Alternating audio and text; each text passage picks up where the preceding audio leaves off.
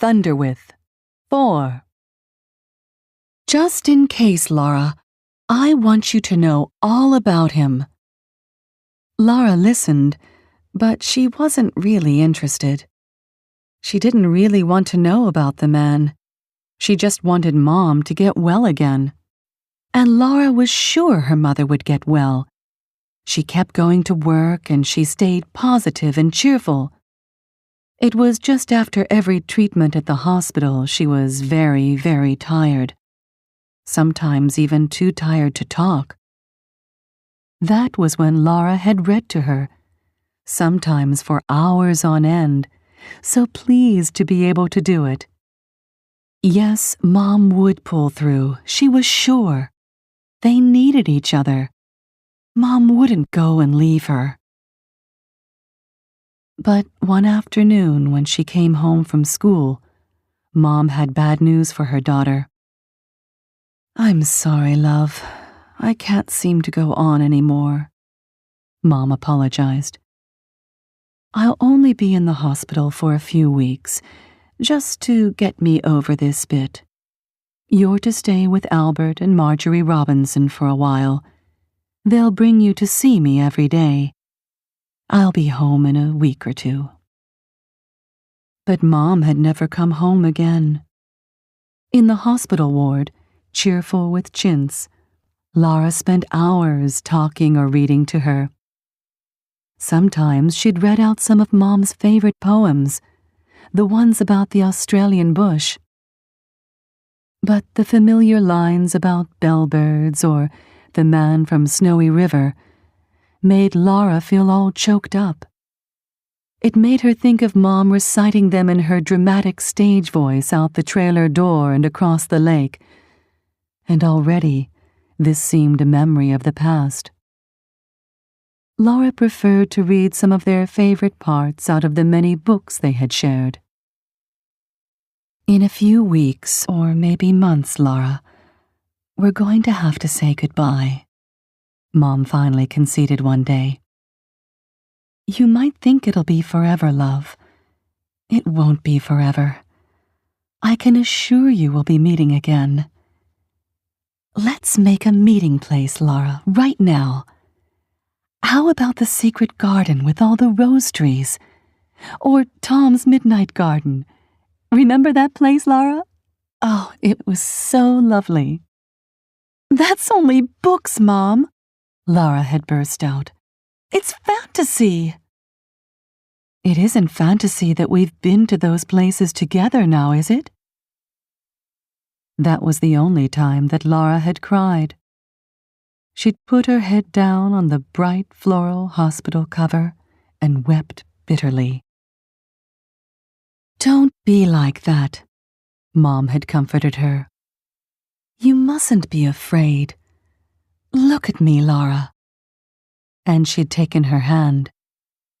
"You remember the dark bird I told you about, that used to come fluttering into my life every so often? Made me feel so miserable and down. And remember how I'd make it fly off and leave me alone? Well, there's a dark bird hovering over you right now. But you'll send it on its way, I know it. Not now, Laura, but later on. I know it. Try not to be afraid, Laura. You've got to look your fear full in the face, love, and then things won't seem so bad." Mom had said this kind of thing many times in the past. It had often helped her.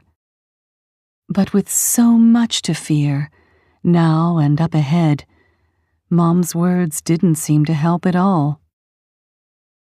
Now about this cancer thing, I must admit there have been times when I've been angry, good and angry, and times when I've been scared too, Laura.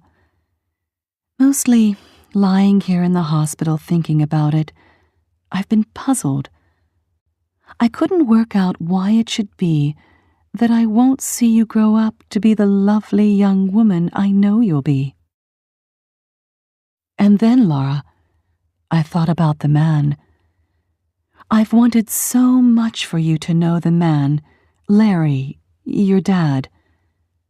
And after I left him for that Walter in our time in Melbourne, well, I've never been able to find him. We'll find him now, I'm sure of it.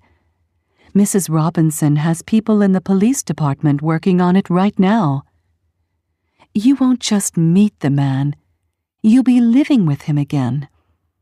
You'll get to love him, be his daughter. He's a beautiful person, Laura.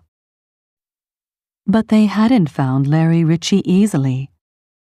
And when Narelle said she couldn't possibly cope with another child in her house at St. Mary's, the home loomed dangerously close for Laura. Lying alone in the unfamiliar space of a large bedroom in Mrs. Robinson's house, Laura thought about the home a lot. She'd read about orphanages in books. They always seemed cruel, awful places where children picked on each other and adults were generally unsympathetic. Mrs. Robinson assured her that this wasn't so anymore, that you'd have a house mother and house father. You'd live like a great big family in a pleasant home and go to a regular school. She said if she and Albert hadn't been going away overseas to her daughters, Laura could have stayed with them a while.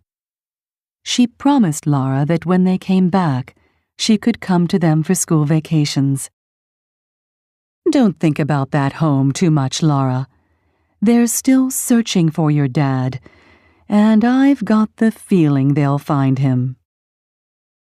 Laura hoped against hope that her mom would see the man and know that Laura was safe. But she'd been gone almost 2 weeks when news came through to the Robinsons that a Larry Ritchie family were living on a remote farm in the Wallingat Forest area. There was no phone, but the local post office had given a message to his wife. Ritchie was away working up north, it seemed. She wasn't sure where he was or when he'd be back. 3 days later, on a long-distance call, Larry Ritchie had announced himself to his daughter. Of course you won't be going to any home in Sydney, Laura.